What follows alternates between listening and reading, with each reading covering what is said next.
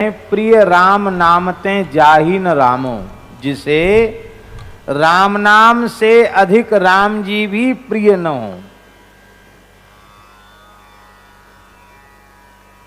राम जी सामने आकर खड़े हो जाएं और कह दें कि देखो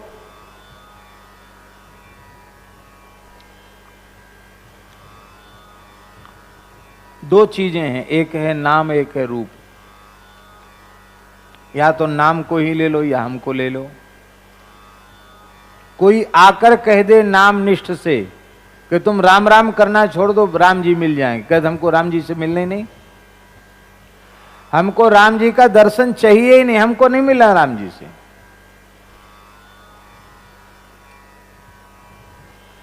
जहां उनका मन हो वहां घूमे फिरें, मस्त रहें, मौज में रहें, क्या जरूरत है हमको राम जी की? नहीं, हमें उनके नाम की आवश्यकता है।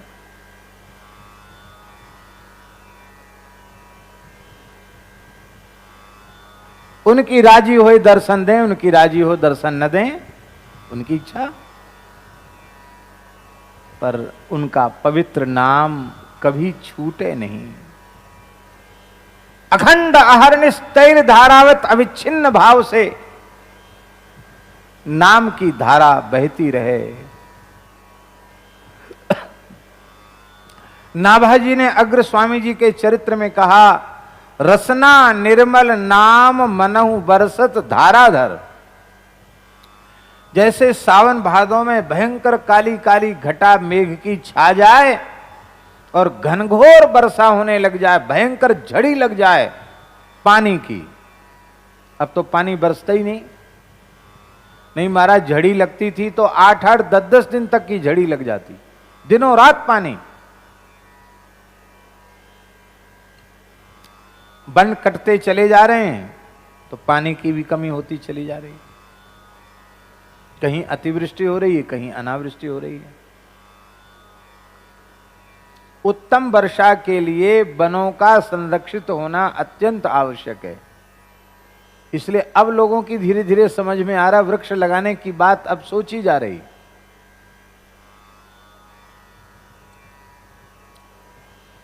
अभी इस क्षेत्र में पानी कम बरसता है, जड़खोर क्षेत्र में, लेकिन जब यहां के सारे पर्वत हजारों लाखों वृक्षों से युक्त हो जाएंगे और सघन वन यहां हो जाएगा तो निश्चित है कि खूब अच्छी वर्षा यहां होगी।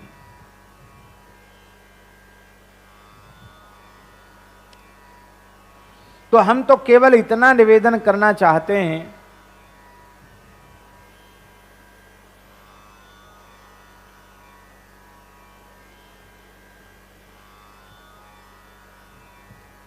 कि जैसे सावन भादों में घनघोर वर्षा होने लग जाए, ऐसी नाम की झड़ी जिसकी जिह्वा से, और जिह्वा से ही नहीं रोम रोम से नाम का गुंजन होता रहता है,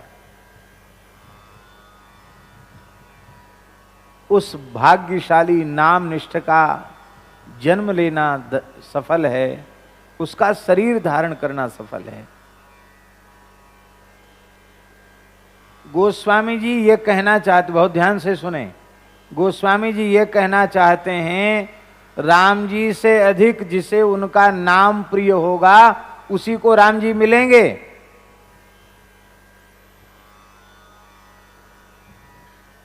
ध्यान में आई बात।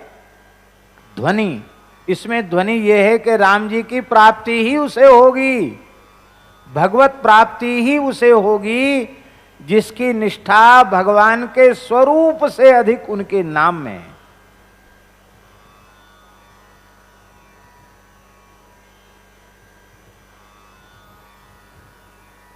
हम लोग सुन रहे थे ना रास, नित्य रास में रास बिहारी ठाकुर जी स्वयं कह रहे थे, कहां जाएगी पतंग तेरे हाथ में है डोर, कहां जाएगी पतंग तेरे हाथ में है डोर, बन नाचे नटनी को आली नंद को किशोर। बन नाचे नटनी को आली, नंद को किशोर। बन नाचे नटनी को आली, नंद को किशोर। बन नाचे नटनी को आली, नंद को किशोर। स्वयं जिनका नाम है वे रास बिहारी स्वयं कह रहे हैं, हे राधा रानी, हे प्राण वल्लभे, मैं तो पतंग हूं, पर इस पतंग की डोर तो तुम्हारे हाथ में है। डोर क्या है? संतों ने भगवन नाम को ही डोर कहा है। डोर क्या है? भगवन नाम। कहां जाएगी पतंग? शब्द डोर गई उतरा पार, उतरे पार। यहां उतरा नहीं, उतरे। उतरे में बहुवचन है कि नहीं? एक उतरा एक वचन हो गया, उतरे बहुवचन। इसका अर्थ है सदगुरु भगवान की वाणी से उपदिष्ट भगवन नाम, राम नाम, हरि नाम, कृष्ण नाम का दृढ़ता पूर्वक जिसने आश्रय लिया, उसको कोई जाति, कोई कुल, कोई परिस्थिति, कोई युग उस जीव के कल्याण में बाधक नहीं रहा। उस जीव के कल्याण में संदेह नहीं रहा, नहीं रहा, नहीं रहा, और ना है और ना हो सकता है। बस शर्त है कि प्रिय राम नाम ते जाही न राम। राम नाम की अपेक्षा राम जी भी उतने प्रिय न हो जितने प्रिय राम नाम हो। नाम प्रेमी से कोई कह दे कि तुमको राम जी मिल जाएंगे, राम नाम जपना छोड़ दो, बोलो को हमको चाहिए नहीं राम जी, हमको तो केवल राम नाम चाहिए। अरे भाई, राम नाम मिलेंगे तो राम जी जरूर मिल जाएंगे। राम नाम में प्रेम होगा तो राम जी जरूर मिलेंगे।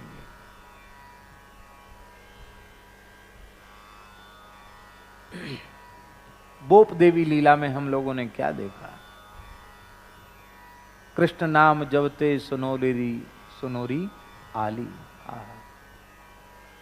श्री जी तो नित्य प्राण वल्लभा है, नित्य प्रियतमा। उनको कभी मिलना है क्या? अरे दो हों तब मिलना हो, दो तो है ही नहीं। राधाम कृष्ण स्वरूपाम वै कृष्णम राधा स्वरूपिणम कलात्मानम निकुंजस्थम गुरु रूपम सदा भजे।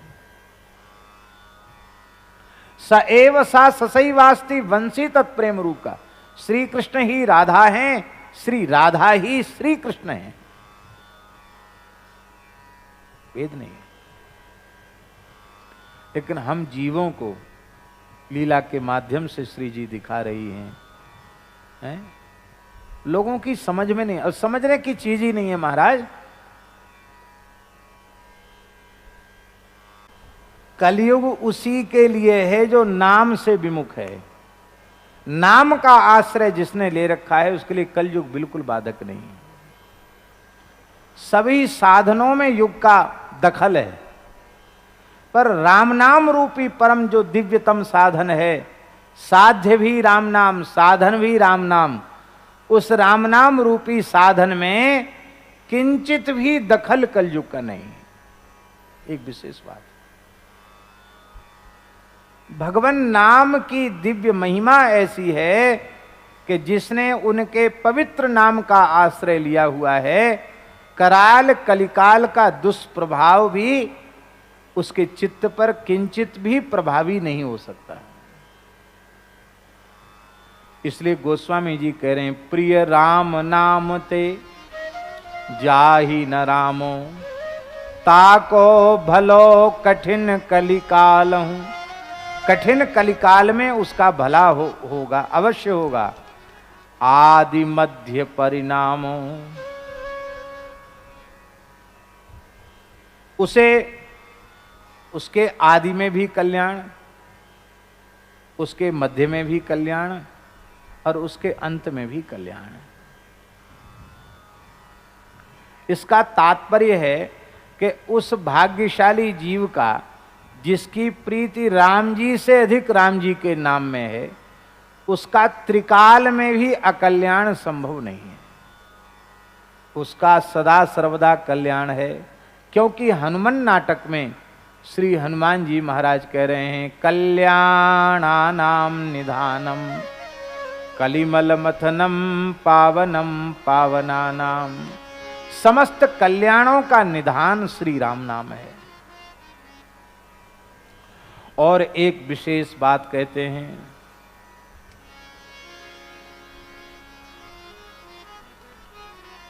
कि राम सकुचत समुझी नाम महिमा मद लोभ मोह को काम।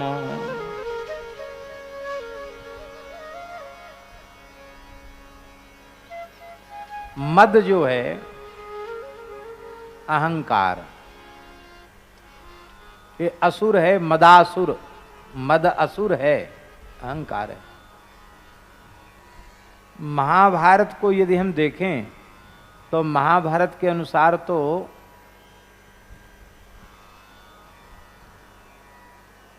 ऐसी कथा आती है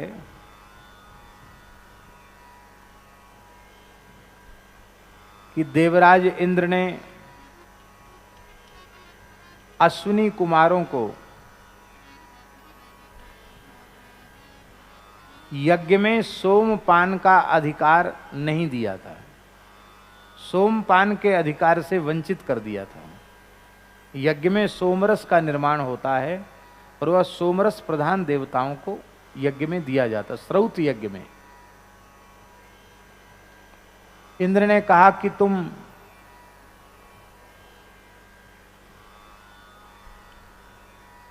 चिकित्सक हो,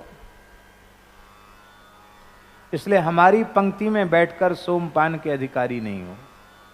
बहुत ध्यान से सुने, सोमपान का जो दूषित अर्थ वर्तमान समय में लोग करते हैं वो एक महापाप है।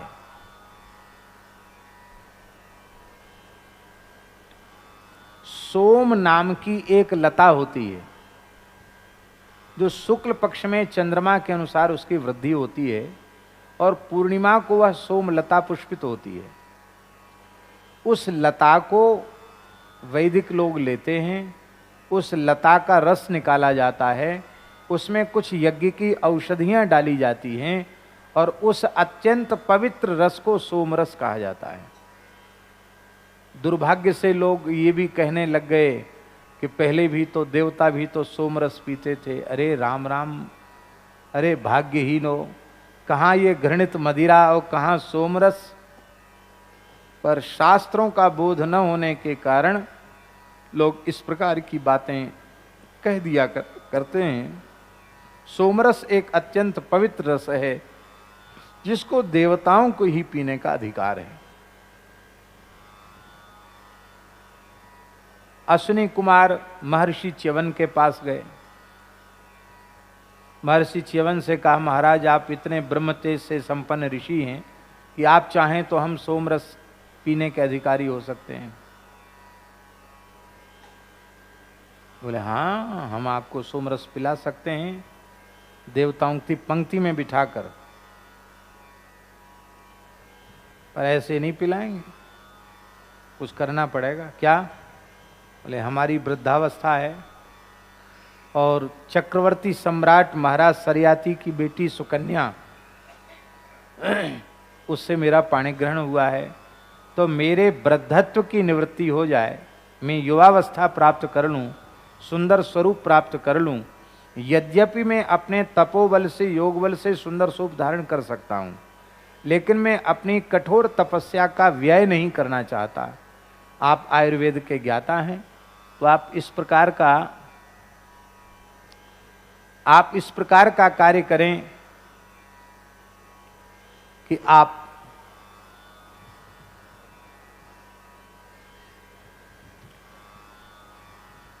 हमें युवा बना दें। तो उन्होंने एक सरोवर में दिव्य औषधियों के रस का सरोवर में दिव्य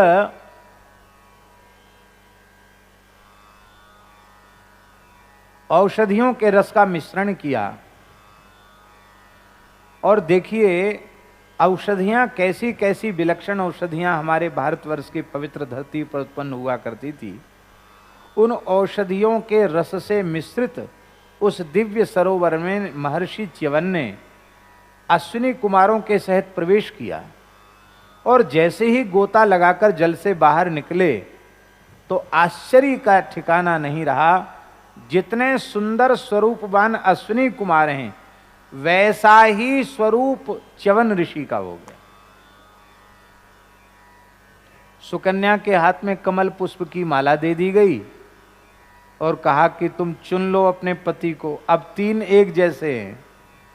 उस महान पतिव्रता ने अपने पातिव्रत की शपथ ली, यदि मैंने मनवाणी क्रिया से पातिव्रत धर्म का पालन किया हो, अपने पतिदेव महर्षि च्यवन के अतिरिक्त अपनी बुद्धि को स्वप्न में भी किसी अन्य पुरुष की ओर न दिया हो, तो मेरे सतीत्व के प्रभाव से मुझे वह दिव्य ज्ञान प्राप्त हो जाए जिससे मैं अपने पति के स्वरूप को और इन देवताओं के स्वरूप को अलग अलग करके जान सकूं। जैसे ही उस महान पतिव्रता ने संकल्प किया, उसकी दृष्टि दिव्य हो गई। वो पहचान गई कि इसमें अश्विनी कुमार देवता कौन है और मेरे पति कौन है। महर्षि च्यवन के गले में माला पहनाई।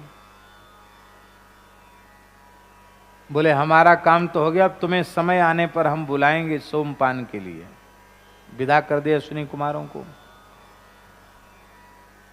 और अब महर्षि च्यवन ने कहा कि देखो देवी, पहले तो मैं तपोधन ऋषि के रूप में था और अब अत्यंत सुंदर कामदेव को भी लज्जित करने वाला सौंदर्य मुझे प्राप्त हुआ और तुम तो परम सुंदरी हो ही। तब स्वरूप के अनुरूप निवास भी होना चाहिए। आपने अपने योग बल से एक दिव्य महल प्रकट कर दिया, जो देवराज इंद्र के भवन में भी जो भोग सामग्री नहीं है उससे भी विलक्षण भोग सामग्री उसमें थी। और प्रेम से महर्षि च्यवन सुकन्या के साथ वहां निवास करने लगे। राजर्षि सरियाती के मन में भाव आया कि मैं अपनी पुत्री को देख के आऊं। वो जैसे ही आए तो उन्होंने देखा कि यहाँ तो मणियों का प्रकाश जगमगा रहा है, एक सुंदर महल है, स्वर्ण निर्मित महल है। और इस महल में मेरी बेटी एक देवता के साथ बैठकर कुछ खेल रही है, चौसर खेल रही है। सुकन्या ने अपने पिताजी को आया हुआ देखा तो वह दौड़कर पिताजी को प्रणाम करने आई। राजर्षि सरियाती पीछे हट गए। कहा, अरे दुष्टा, तूने पवित्र सूर्यवंश की कीर्ति को कलंकित कर दिया। मैंने एक महान तपोधन ऋषि के साथ तेरा विवाह किया था, वे वृद्ध ऋषि पता नहीं कहाँ चले गए। किस सुंदर युवक को तूने अपने पति रूप में वर्ण कर लिया है। उसने कहा, महाराज, जब मैं सूर्यवंश की कन्या हूँ, आपकी बेटी हूँ, तो आपको ऐसा संदेह मेरे चरित्र पर नहीं करना चाहिए।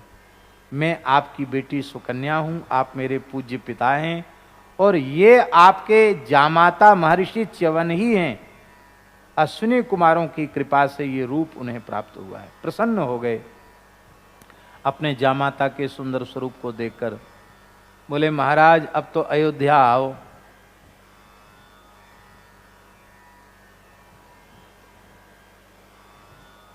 बोले, हाँ ठीक है, आएंगे अयोध्या। और महात्माओं को, ब्राह्मणों को, साधुओं को ऐसे नहीं बुलाना चाहिए कि वहाँ फालतू हैं जो इधर उधर जाएं। अरे कोई उत्सव हो, महोत्सव हो, भोज भंडारा हो, यज्ञ हो, कोई आध्यात्मिक उत्सव हो, कोई सम्मेलन हो तो बुलाओ। ऐसी फालतू घूमने वाले थोड़ी हैं। यज्ञ करो तो आवेंगे। तब राजर्षि सरियाती ने यज्ञ का आयोजन किया। वशिष्ठ जी से पूछा। वशिष्ठ जी ने प्रसन्नतापूर्वक अनुमति दी और कहा कि मैं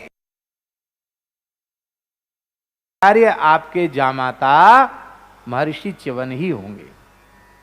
उस यज्ञ में महर्षि च्यवन आचार्य थे।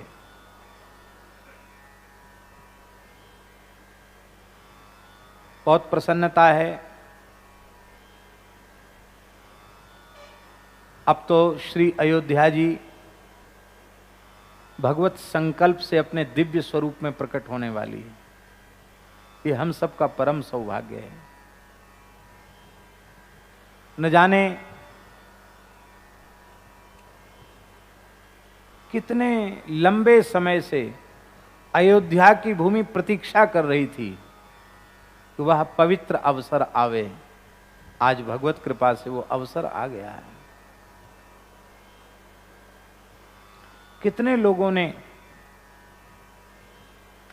श्री राम मंदिर की बलि वेदी पर अपना आत्मोत्सर्ग किया।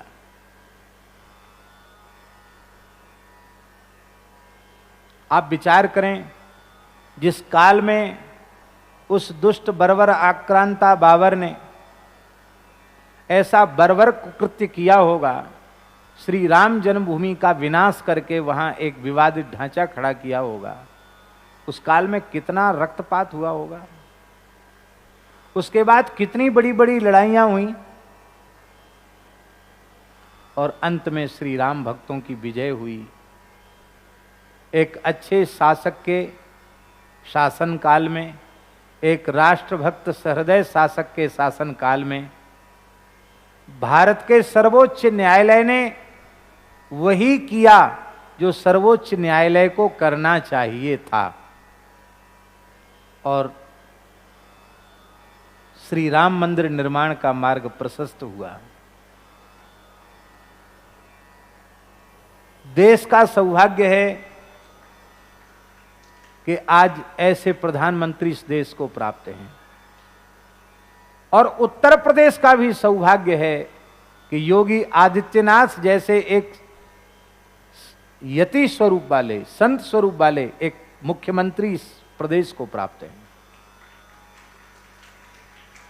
ये भारतवर्ष के इतिहास में पहली बार हो रहा है, स्वतंत्र भारत के इतिहास में, जब प्रदेश का कोई मुख्यमंत्री जन्माष्टमी के अवसर पर कृष्ण जन्मभूमि में उपस्थित होकर भगवान का दर्शन करे। कितने दुर्भाग्य की बात है। इतना लंबा समय बीत गया था देश में और कोई भी राष्ट्रपति अयोध्या में श्री रामलला का दर्शन न कर सका। भाग्यशाली हैं महामहिम वर्तमान राष्ट्रपति श्री रामनाथ कोविंद जी, जिन्होंने श्री रामलला का वंदन किया, हनुमानगढ़ी में प्रणाम किया, राम मंदिर निर्माण की पूरे स्थिति का उन्होंने जायजा लिया और अब वह दिन दूर नहीं है जो भारतवर्ष का नहीं, इस संपूर्ण धरती का सुंदरतम, भव्यतम, विशालतम मंदिर श्री राम मंदिर प्रकट होगा और हम सबको उसका दर्शन का सौभाग्य प्राप्त होगा। पहले लोग घबराते थे, लेकिन शायद पूरे जीवन में किसी नेता ने जिसने यात्रा अयोध्या की नहीं की होगी, उससे अधिक अयोध्या की यात्रा मुख्यमंत्री जी कर चुके हैं। जब देखो तब अयोध्या, शायद हर महीना में अयोध्या जाते हो तो कोई आश्चर्य की बात नहीं। हम यहां बैठकर किसी पार्टी का प्रचार करने नहीं बैठे हैं, लेकिन एक बात हम दिशा चैनल के माध्यम से भी कहना चाहते हैं, यदि इसी प्रकार से राष्ट्र को सुसमृद्ध और सुसंपन्न बनाना है और जितने अधूरे काम हैं उनको फिर से पूरा करना है, तो देश और प्रदेश में इसी प्रकार के अच्छे लोगों को पुनः आना अत्यंत अत्यंत आवश्यक है। नहीं तो किए कराए पर पानी फिर जाएगा। यद्यपि समस्याएं भी बहुत हैं, चाहे कोरोना का कारण हो या कोई भी कारण हो, व्यापारिक संकट खूब है, लेकिन इसके बाद भी देश और प्रदेश में अच्छे लोगों का चुनकर आना बहुत आवश्यक है और हम ऐसा विश्वास व्यक्त करते हैं कि ऐसे पवित्र शासन काल में ही ये सब पवित्र कार्य संपादित होंगे, होने भी चाहिए। तो अयोध्या जी की बात याद आ गई। अयोध्या जी में महर्षि च्यवन के आचार्यत्व में यज्ञ हुआ और उस यज्ञ में जब सोमपान का अवसर आया तो इंद्र को सोमपान कराने के बाद जैसे ही अश्विनी कुमारों का आवाहन महर्षि च्यवन ने किया तो देवराज इंद्र क्रुद्ध हो गए और उन्होंने वज्र लेकर के महर्षि च्यवन पर प्रहार करना चाहा। महर्षि च्यवन मुस्कुराए और उन्होंने एक हुंकार किया। उनके हुंकार करते ही इंद्र वज्र के सहित स्तंभित हो गए, जड़वत हो गए।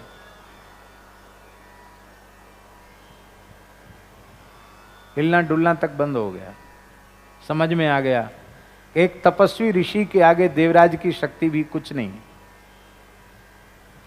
उसी समय महर्षि च्यवन ने दक्षिणाग्नि में आहुति दी और एक असुर को उत्पन्न किया। उस असुर का नाम था मद।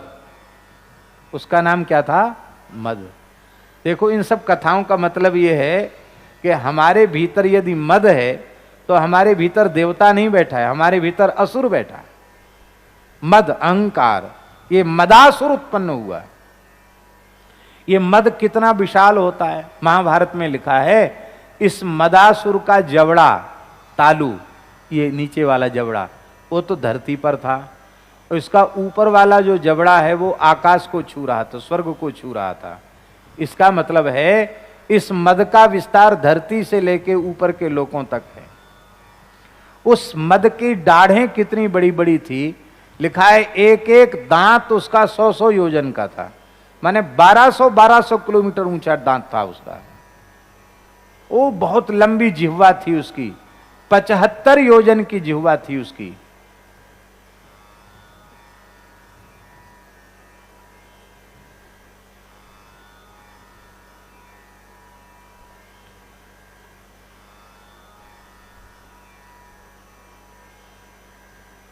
माने 900 किलोमीटर की तो जीव थी उसकी। आप सोचो, इतना भारी असुर। उसने कहा, बाबा मुझे भूख लगी है, खा जाए इस इंद्र को। इंद्र तो महाराज बोला, महाराज मैं शरण में हूं, मुझे बचाओ। बोले तो तत्काल अधिकार प्रदान करो अश्विनी कुमारों को सोमपान का। बोले महाराज तुम जो कहो सो, सब बात में हाँ जी है। स्वीकार कर लिया, मैं शरण में हूं, मुझे बचाओ, मेरी रक्षा करो। तब मदासुर ने कहा कि अब आप इसको तो मैं खा नहीं सकता, अब मैं कहां जाऊं। तब महर्षि ने उस मद को कई भागों में बांट दिया। वो मद है, अहंकार है। एक तो जवानों को कुछ भाग दे दिया, जवानी का मद।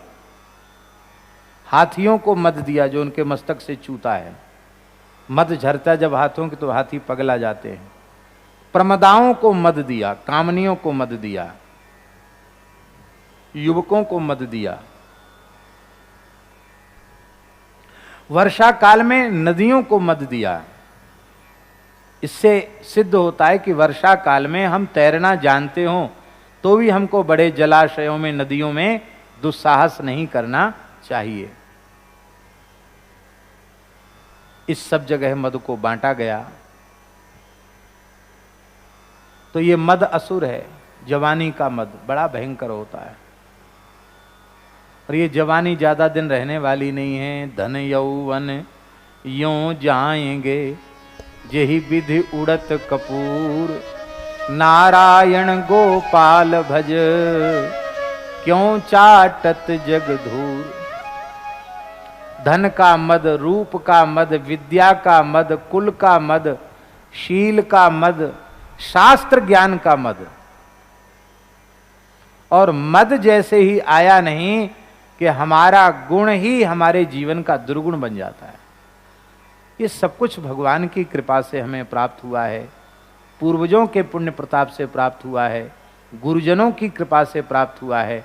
तो हम विनम्रता पूर्वक उसे स्वीकार करें और उस दिव्य गुण के द्वारा अभिमान शून्य होकर पूरे राष्ट्र की, पूरे समाज की सेवा करें। ये तो उत्तम बात है। और हम उसके अहंकार में भर जाएं और अपने से बड़ों का तिरस्कार करने लग जाएं, ये मद है। शासन का मद कैसा होता है, सत्ता का मद कैसा होता है। और शासन सत्ता के मद में कितने कितने भयंकर से भयंकर जघन्य पाप लोग करने लग जाते हैं।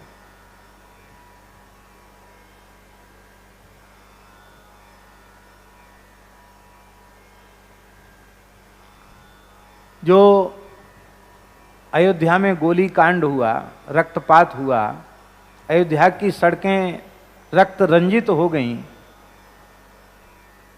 उसके पीछे क्या था? बोलो। ये असुर ही था, मदासुर, सत्ता का मद।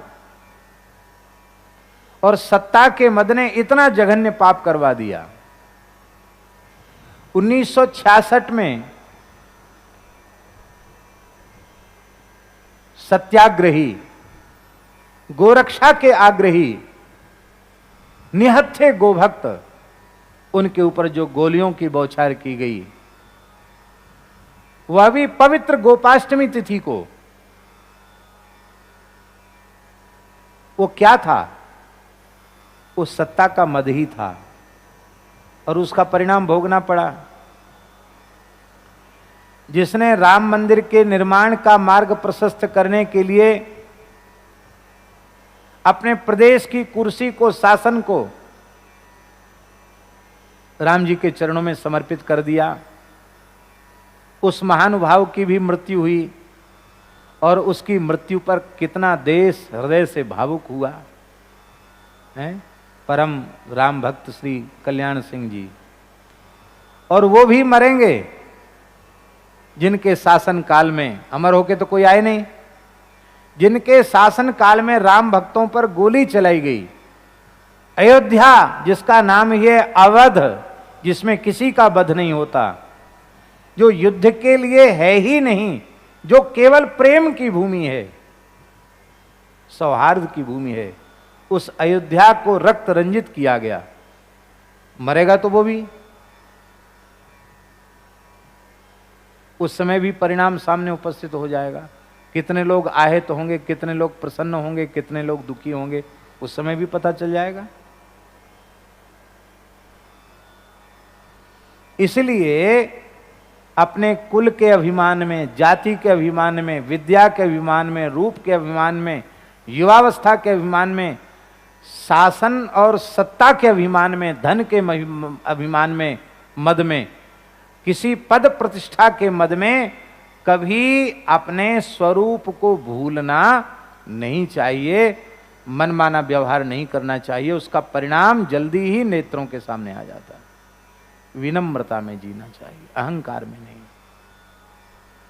तो ये मद असुर है, और ये मद बड़े से बड़े लोगों के भी पीछे लगा रहता है, किसी का पीछा नहीं छोड़ता है। और इतना बलवान ये असुर है कि कोई इससे टक्कर ले नहीं सकता। पर जो राम नाम का आश्रय लेता है उसको मद छू नहीं सकता है। अच्छा, हनुमान जी से ज्यादा बलवान कोई है? बोलो। अतुलित बलधामम हेम शैलाभदेहम धनुज वन कृशानुम ज्ञानिनाम अग्रगण्यम सकल गुण निधानम वानराणामधीशम रघुपति प्रिय भक्तम बात जातन नमामि। पर वो श्री हनुमान जी निरंतर राम नाम का जप करते हैं। सुमिरि पवन सुत पावन नाम, सुमिरि पवन सुत पावन नाम, अपने बस करी राखे राम, अपने बस करी राखे राम। वो हनुमान जी निरंतर श्री राम नाम का जप करने वाले हैं। राम नाम की दिव्य महिमा ऐसी है कि हनुमान जी को मद छू नहीं सकता है। कोई छोटा मोटा काम करके आता है तो उसको बड़ा अहंकार होता है, मैंने ये किया ये किया। और हनुमान जी अकेले कितना काम करके आए। 1200 किलोमीटर के समुद्र को लांघा उन्होंने, 100 योजन का समुद्र लांघा। सामान्य बात नहीं है। 1200 किलोमीटर की छलांग लगाना कोई सामान्य बात नहीं है। सिंहिका का वध किया, राहु की मां छायाग्रहणी, बुद्धिबल से सुरसा को परास्त किया और लंका के अधिष्ठात्री स्तर की लंकनी को एक थप्पड़ में उसकी बुद्धि को शुद्ध किया।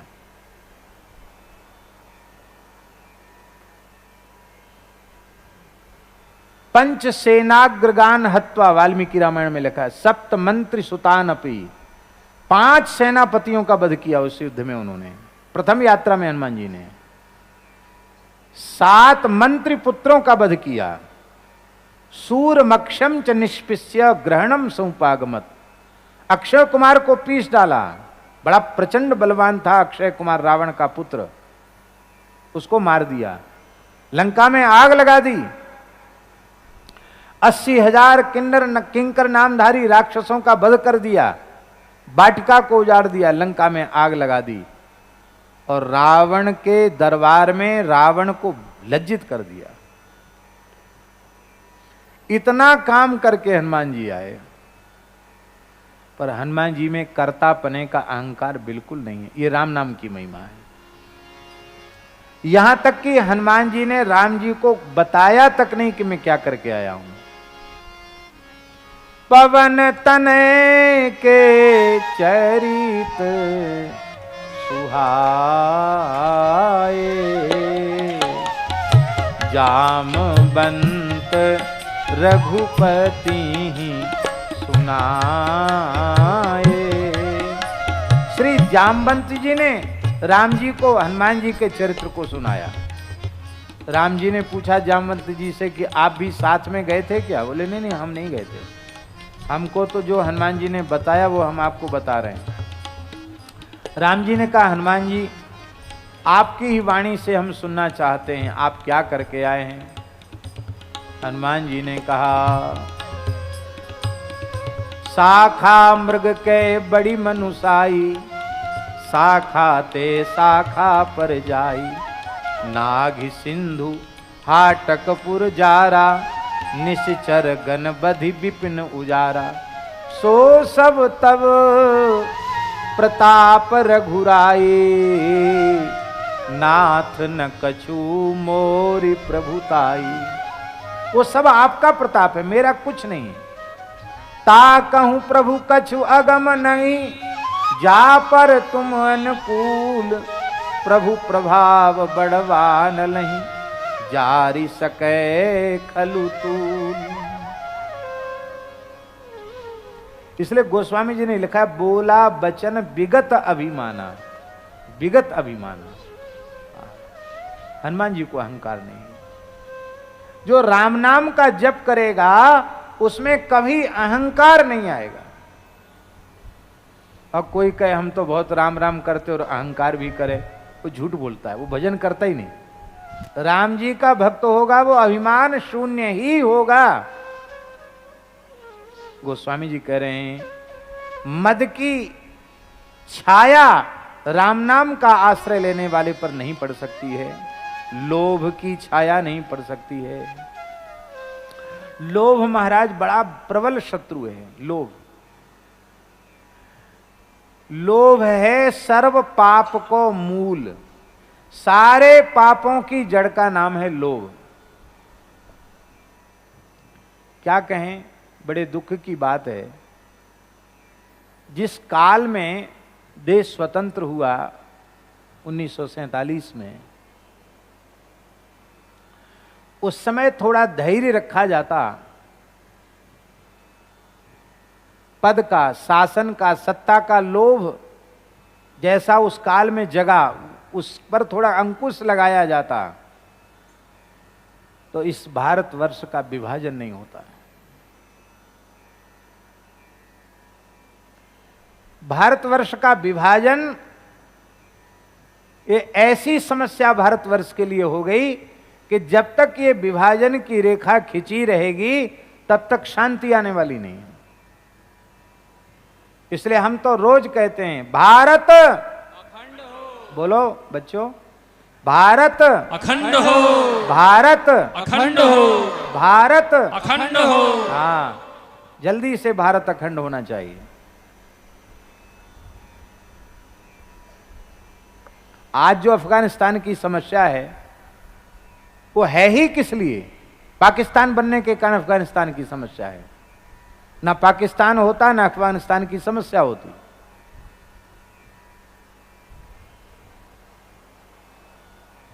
हमारा यह देश है, महाराज धृतराष्ट्र की पत्नी गांधारी जिस अफगानिस्तान की ही तो थी, वो गंधार की थी। गांधारी गंधार की थी। हमारे पूज्य गुरुदेव श्री पहाड़ी बाबा महाराज अफगानिस्तान तक पैदल गए।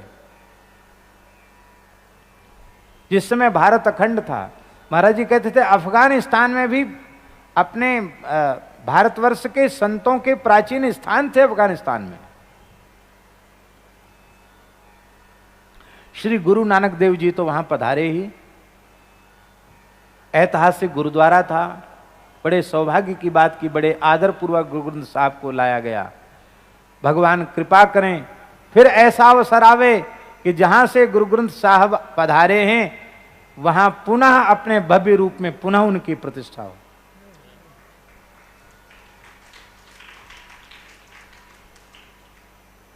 इसलिए ये सब समस्याएं इसीलिए आई।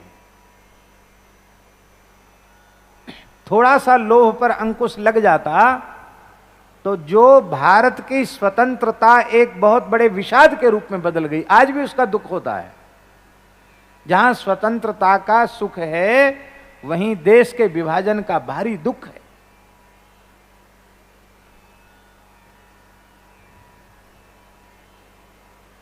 दुख की बात है।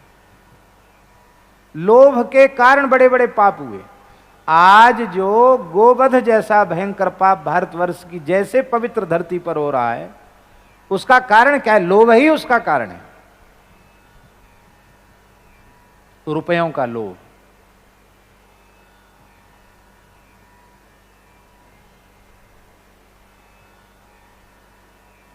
रुपयों से गाय नहीं बनाई जा सकती है। बनाई जा सकती है? रुपयों से गाय का निर्माण संभव है? पर धन के लालच में गोवध जैसा भयंकर पाप हो रहा है। पर जो श्री राम नाम का जापक होगा, ईमानदारी से राम नाम का जापक होगा, उसमें धन का लोभ नहीं होगा। किसी भी प्रकार का लोभ नहीं होगा। लोभ की छाया उसके ऊपर नहीं पड़ सकती है। मोह की छाया उसके ऊपर नहीं पड़ सकती है। मोह सकल व्याधिन कर मूला, वो मोह भी उसके जीवन में नहीं आ सकता। कोह, कोह माने क्रोध, उसके जीवन में नहीं आ सकता। और सबसे प्रबल शत्रु है काम। काम भी उसके जीवन में पनप नहीं सकता, क्योंकि जहां राम नाम है वहां राम जी हैं, और जहां राम जी हैं वहां काम नहीं रह सकता है? जहां राम तहाँ काम नहीं, जहां काम तहाँ राम। तुलसी कबहू की रही सके, रवि रजनी एक ठाम। रात्रि और दिन एक साथ नहीं रह सकते, ऐसे ही काम और राम एक साथ नहीं रह सकते। जहां राम नाम है वहां काम का भी स्पर्श नहीं होगा। इसलिए सकुचत समुझी नाम महिमा मद, लोभ मोह को काम। नाम की महिमा समझ करके ये मद, लोभ, मोह, कोह, काम ये संकोच में पड़ जाते हैं, अर्थात नामाश्रयी को छू नहीं सकते। ये राम नाम जप निरत सुजन पर, करथ छाह घोर घामो। है घोर घाम माने गर्मी, प्रचंड धूप भी उसके लिए धूप नहीं रह जाती है, उसके लिए छाया बन जाती है। अर्थात राम नाम का जो सदा जप करते हैं उन पर कड़ी धूप भी छाया कर देती है। अर्थात महान दुख, भयंकर से भयंकर दुख भी उसके जीवन का दुख नहीं रह जाते हैं, उसके जीवन का दुख भी सुख बन जाता है। दुख भी दुख नहीं रह जाता। अब चौथे चरण में, तीसरे चरण में गोस्वामी जी बड़ी विचित्र बात कह रहे हैं। कहते नाम प्रभाव सही जो कहे, कौशिला सरोरुह जामो, जो सुनि सुमिरी भाग भाजन भई, सुकृत सील भील भामो। नाम प्रभाव, कोई ऐसा कहे कि नाम के प्रभाव से अमुक जगह पत्थर में कमल पैदा हो गया। बहुत ध्यान से सुने, गोस्वामी जी क्या कह रहे हैं। पत्थर में कमल हो सकता है क्या? पत्थर में कमल हो सकता है क्या? पत्थर में तो कमल नहीं होगा, पत्थर में कमल खिल नहीं सकता। किंतु यदि कोई ऐसा कह दे कि श्री राम नाम की महिमा से पत्थर में कमल खिल गया, तो गोस्वामी जी कहते तुम संदेह मत करो। दूसरा कोई संदेह करे तो करे, तुम मत करो संदेह, क्योंकि राम नाम से असंभव भी संभव हो सकता है।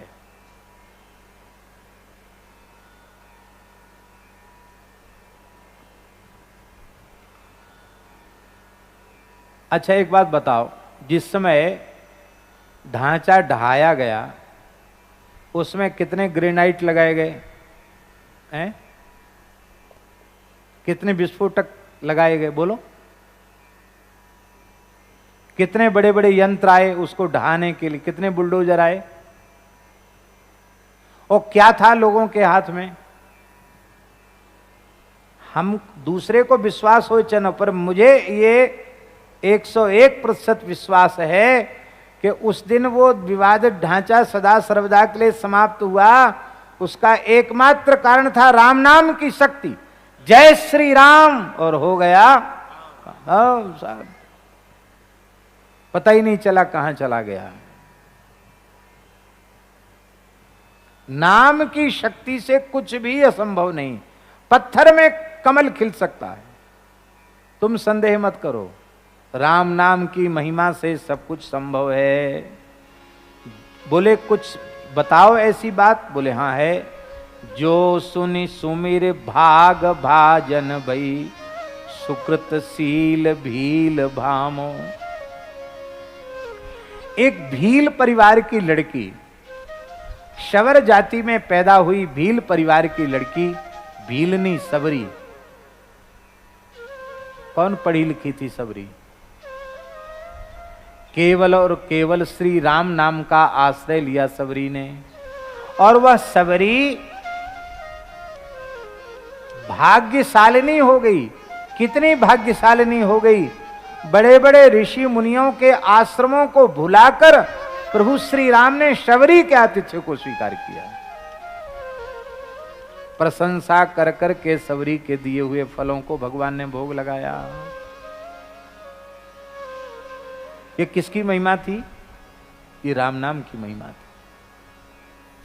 सबरी की महिमा दंडकारण्य में रहने वाले ऋषि नहीं समझते थे, वो नहीं जानते थे। राम जी ने देखा कि इतने बड़े बड़े ऋषि होकर सबरी की महिमा नहीं समझते, शबरी की महिमा का ज्ञान कराना चाहिए इनको। तो राम जी वनवास लीला में पधारे तो ऋषियों से ही पूछते हैं कि सबरी माई का आश्रम कहाँ है। लोग सोचते थे कि हमारी तरफ आ रहे हैं, हमारे यहाँ आएंगे। वो आपके यहाँ तो पीछे देखेंगे, पहले सबरी के यहाँ जाएंगे।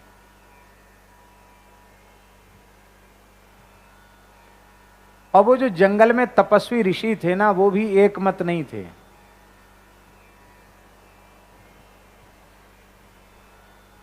फलाहारी जी कहते थे कि हम तो 10,000 साल से फलाहार कर रहे हैं, हमारे यहाँ आएंगे। उनके बगल में जलाहरी जी का, पत्राहरी जी का आश्रम था। वो कहते थे हम तो फलाहार नहीं, हम तो पत्ते खाकर भजन करते हैं, हमारे यहाँ आएंगे। उनको अपने साधन का अहंकार था, नहीं आए। उनके बगल में जलाहरी जी थे, वो केवल पानी पी के ही तपस्या करते थे, तो हम उनके यहाँ भी नहीं गए। और पूछते जरूर हैं, कहिए जलाहरी जी कहाँ हैं, सबरी जी का आश्रम। पवनाहरी जी थे, खाली हवा पी के भजन करते थे, उनके यहाँ भी नहीं गए। सबरी के यहाँ क्योंकि उनके अहंकार को भगवान को नष्ट करना था। भगवान वहां गए, सबरी के यहाँ गए, और वो कहने लगे कि अरे ऐसी लक्षण थे तभी तो राजा नहीं बन पाए, राजगद्दी हुई नहीं, जंगल में भेज दिया गया। चलो कोई बात नहीं, अपना तो एक समस्या है, सरोवर का जल अशुद्ध हो गया है, उसको शुद्ध करना है, क्योंकि अहिल्या का उद्धार तो इन्होंने किया ही है।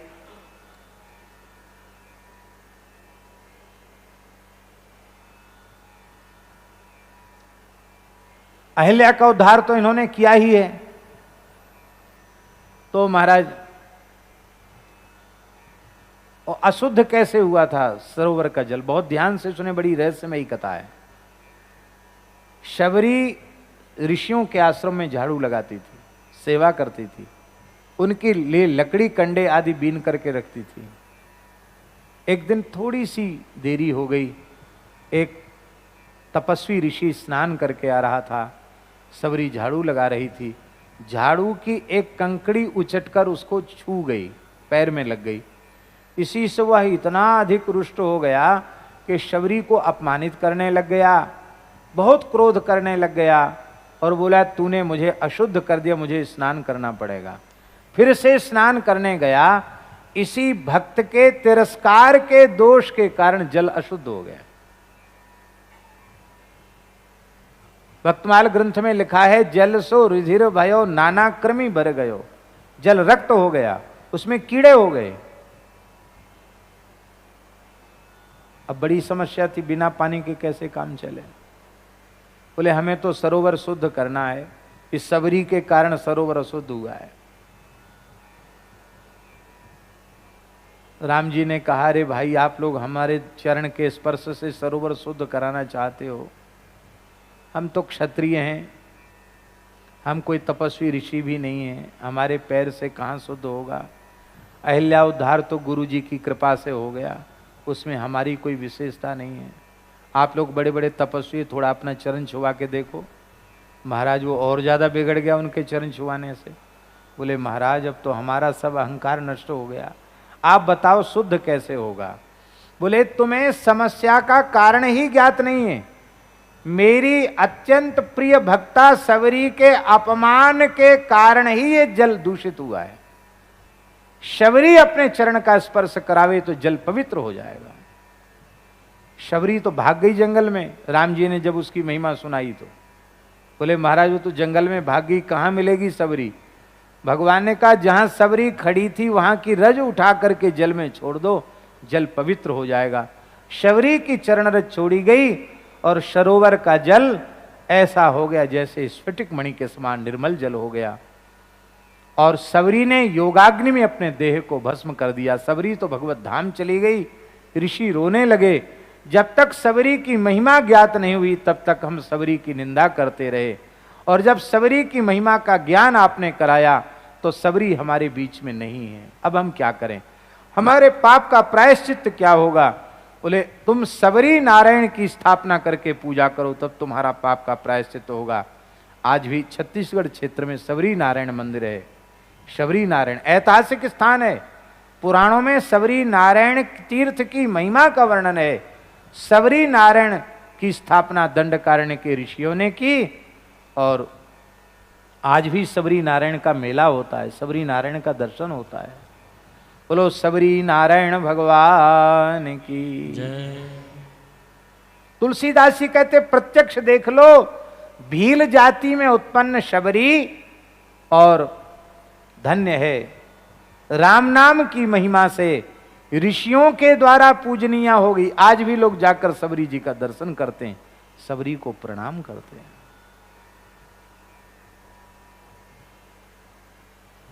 भगवान की भक्ति की महिमा कैसी अद्भुत है, इसका वाणी में वर्णन कर पाना संभव नहीं है।